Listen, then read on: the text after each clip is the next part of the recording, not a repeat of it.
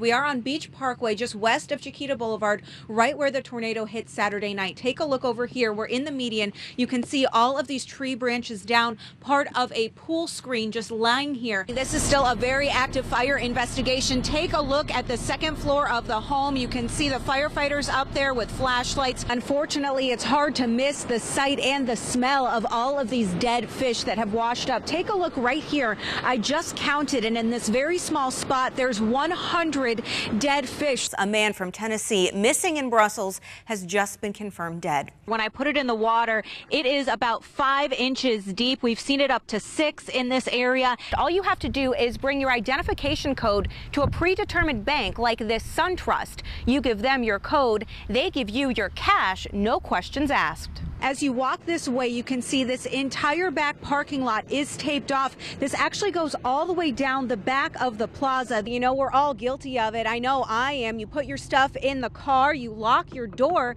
and you think that it's safe. But that's the scary part about this crime. Well, running into an ex can be one of those unpleasant, awkward situations that happens when you least expect it. Now there is an app to avoid doing just that. I want to show you one more time that thermometer inside the car. Take a look. Now at 100 degrees. It's gone up about 10 degrees since we saw you at the top of this hour. Some somber and disappointed FGCU fans here in Tallahassee tonight. Many of them just kind of walking out of the arena with their heads down. This is where we're talking about Wellington Parkway, right near Lexington Parkway. You can see on our road sensors the purple means that area is shut down. Deputies say the skilled pilot saved the lives of his wife and children with his quick thinking. I am sitting on a 35 SLX. This is a Sea Ray. I think all I need is my captain's hat out here. They just started about 20 minutes ago and they have a long way to go, but these guys are making some great progress. Take a look out here as they are unloading. This cart right here says Spring Training Truck Twins Wives Organization. So I wonder what's on that card.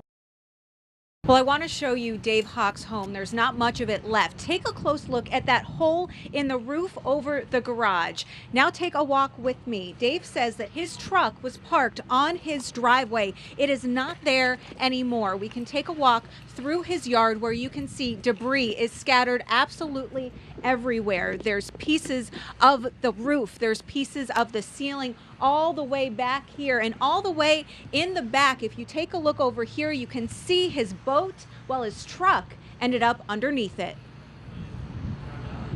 I left the kitchen, went in the den, grabbed my 89-year-old mother, put her on the floor, laid on top of her. In those frightening moments Saturday night, Dave Hawk says his first thought was to protect his mother. Just things started exploding in bright flashes of light, and it was like being in a war zone. He showed us what's left of his Cape Coral home, and it's not much. Insulation hangs from the ceiling. Debris is everywhere.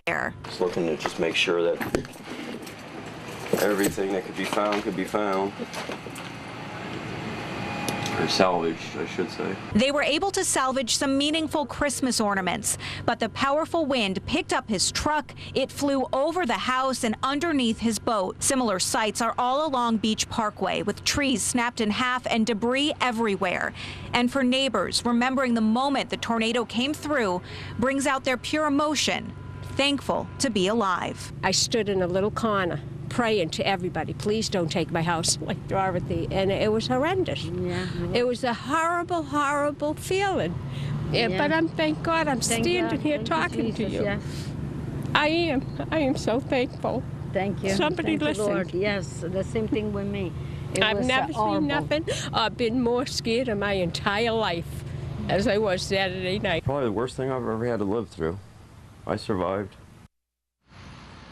And you can see a closer look right now at Dave's truck. That's the truck that was on his driveway. It was slid underneath the boat. It has since been pulled out by a tow truck. Now we're seeing similar sites like this all along Beach Parkway, and the road is very busy. Police are advising you, if you don't live in this area, do not drive through here. Don't come through here just to take pictures. They're really working on their recovery efforts to get everybody back up and running. Still about 200 homes without power right now. Of course, count on Wink News for continued updates. Reporting live in Cape Coral, Stephanie Susskind. Wink News now. Well, the crime scene unit is still here at this home, and it remains taped off as well, especially the area in the front of the home by this fence. And all new at noon, Wink News is hearing from a woman who turned to those yellow flowers on the fence to help investigators with this crime. I was just numb. I just couldn't believe what I was seeing. I just couldn't believe it. Neighbor Ruby Williams heard a volley of gunshots outside her Concourse Drive home late Wednesday night. Pow, pow, pow, pow, pow, and then it was like a instant break, just, I say second, and then it went pow, pow, pow, pow, pow, pow again. And then I heard my brother say, it's somebody shot laying over here by the fence. She says she got her truck and shined her headlights on the man just before deputies arrived. And somebody said it's a casing, shell casing laying in the road. And that's when he said, you guys get some stuff and kind of mop wherever you see the shell casing. So I reached up on the fence and pulled some flowers. Yellow flowers scattered across the road became evidence markers in this deadly shooting. Detectives continued their investigation overnight using special scanning equipment and their own tools to search the crime scene. It all happened outside Orlando Feliciano's home, where bullets went flying through. The window and the door, and a lot of people inside there, and no hurt nobody, but you know. While the search is on for a killer, even in the daylight, those yellow flowers still mark where a life was lost. And now, just seconds ago, Wink News got a breaking news update from the Lee County Sheriff's Office. They have identified the victim in this case as Denarius Grover. Many of his friends and also extended family members have been coming by here so far this morning, telling us about him. They say he was known as Debo. And the woman you heard in the story there, Ruby Williams, who lives across the street, she says that she knew him as a very respectable young man. Now, Wink News will be working to gather new information on this story all afternoon long. We can tell you the sheriff's office says they believe this was an isolated incident and the community is not in danger. Reporting live in Harlem Heights, Stephanie Susskind, Wink News Now. Most kids collect toys. That's a fish, right? Yeah. But 8-year-old Gavin collects beads. Like all the rainbow ones are for therapy. Hundreds and hundreds of beads. One for every time he goes to the doctor, to the emergency room, or spends a week in the hospital. It hurts. I have pain. I have seizures. And I need my button to keep meds and have food sometimes. Gavin's mitochondrial disease leaves him with little energy, seizures, and other side effects impacting every aspect of his life. Gavin is in hospice now, and that was a really difficult transition to make. It was just like you were hit in the face with the reality of, I feel like every day right now I live heartbroken for the life that my son has to venture and how difficult it is. But despite that difficulty, this family sees a silver lining in every step of their journey, like their huge support system. From big sister Mackenzie, who looks out for her brother above and beyond the average 11-year-old for fear of losing him. It feels good because I'm helping him, so he doesn't have to just have my mom and my dad helping him. He can have his big sister helping him too. To school assistant Sherry Buckley. I will write for him. I'll read things to him. That way he can conserve his energy. Gavin's mom, Brandy, says one of the hardest parts is watching her son unable to do things he used to do. Even our short visit to his house nearly put Gavin to sleep. I realized that if I didn't allow the world to see what Mito is and what Mito looks like, they would never learn about it. They would never support it. And they would never raise the funds to get us beyond this point. Because we need a cure for this. Stephanie Susskind, Wink News Now. First at 11 on the Wink News Night Beat, a scare in the air. Engine trouble forces a plane to make an emergency landing on a Collier County street. Deputies say the skilled pilot saved the lives of his wife and children with his quick thinking. Thanks for staying up late with us tonight. I'm Stephanie Susskind. The Night Beat's Nicole Valdez is in North Naples with the wild details. Breaking new details late tonight to those terror attacks in Brussels. Family members now confirm a husband and wife from Tennessee, Justin and Stephanie Schultz, there on your screen, died in the airport bombing earlier this week. We're also learning the couple has ties to Florida. Justin's mother lives in Tampa. Here's what she told a reporter earlier this week when she was still holding out hope that he was alive.